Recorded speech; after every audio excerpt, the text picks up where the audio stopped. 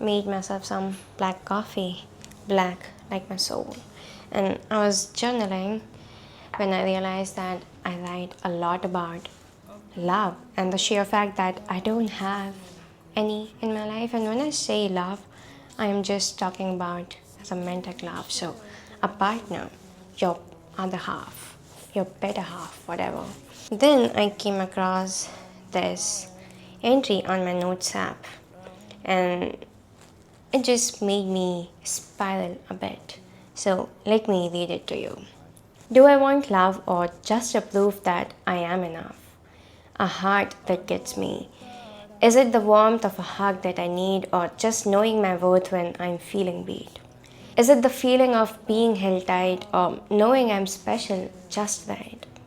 Do I want love's soft touch and its glow or just to see that I am loved? When I stare at the stars and the chill night sky, am I craving a connection or just a sign that I matter, that I'm enough for real? Or am I just wanting love's gentle feel? Honestly, it's clear now. They are one and the same.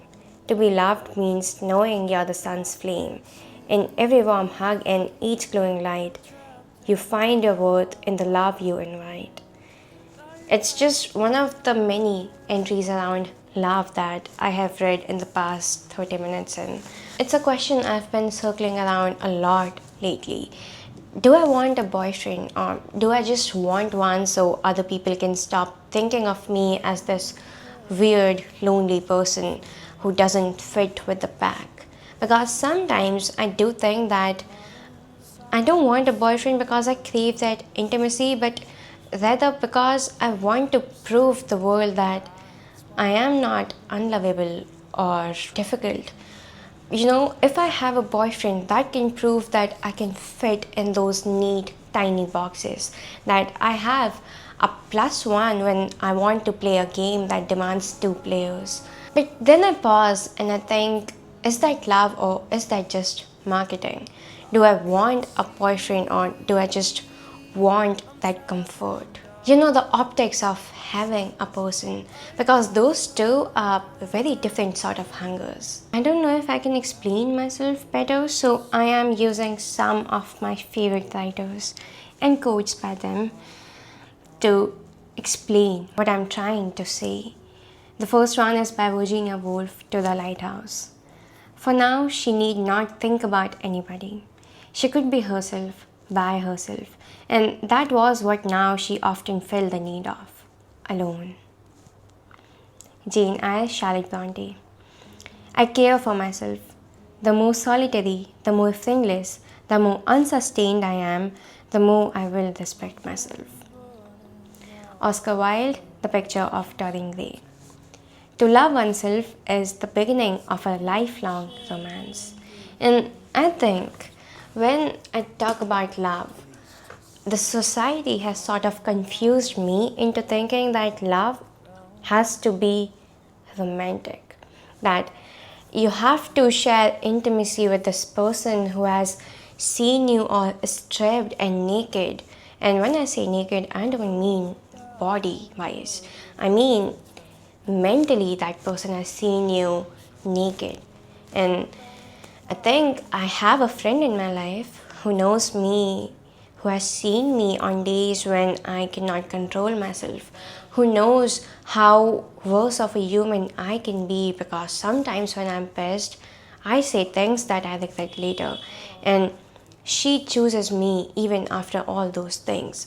So, do I want a boyfriend because the society wants me to have a partner, or do I want a girlfriend, which I am straight by the way, but do I want a romantic partner just to prove to this nothingness that I am not like some weirdo? What I'm trying to say is that I don't want to chase love out of this fear that I am, I'm behind something, because I am not behind. I'm sitting in the center and I am on time.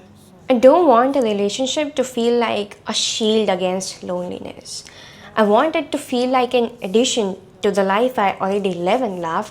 I want love to feel like music in a room that's already warm and not like a band-aid over a wound that I refuse to look at. And if like me, you are online most of the time, you come across these theories. Oh, you find love when you're not looking for it. You have to love yourself first in order to find the love of your life. And in my head, I'm like, so do I just pretend that I don't want love? Do I just sit inside a room, stare at the wall like a cat, and love is going to mysteriously appear? Or do I love myself? So I go to Pilates, I focus on my health, I do mindfulness, I do meditations, I go to therapy, I have a glow up, and if I do everything correctly, then love will just appear in my life because now I love myself, so it should be here, right? And trust me, I have tried everything. I have tried not looking for love, which, as a hopeless romantic, it's really hard to not look for love. I have tried loving myself first, but I have come to realize that I am really hard to love on certain days, which is fine, which is fine because I am ready to love myself even on days when I am a bit hard to love, which, you know, is something I have learned recently that I can do that. I feel the world teaches us to fear loneliness. Oh, you're in your late 20s. Look for guys. This is your age. Oh, you're in your 30s. It's your age to settle down, find a husband. It's really hard to have babies after that. And I mean, love shouldn't feel like a ticking time bomb. It shouldn't feel like, oh, I'm running out of time, like I have to just level up or I will be the last one. And if that's the case, if it's a ticking time bomb, then I would gladly be the last one because I don't want to do things at a pace that is not mine. Look at it this way, okay? If you chase love out of a fear that you are going to be called out names by your relatives or other people around you, every time you get into a relationship, for a while you're going to like it, but it's never going to fill you with joy. Think of a broken mug, okay? It's broken from this area, let's say, okay? And so every time you start pouring water, it's going to be fine until it reaches to this point because this is where the leak starts. And once it starts leaking, there's no stopping because yeah, it's broken and it doesn't need water. So do I even want a boyfriend? One day maybe, someday, not today, but if that day comes, I want a boyfriend because I love that person with all my heart and I would love to spend the rest of my life with him, not out of this fear that I am lonely or I am behind, because I don't need a witness to validate my life. I am enough, and if I need to validate it, I'll just sit in front of a mirror and just express my immense gratitude to myself.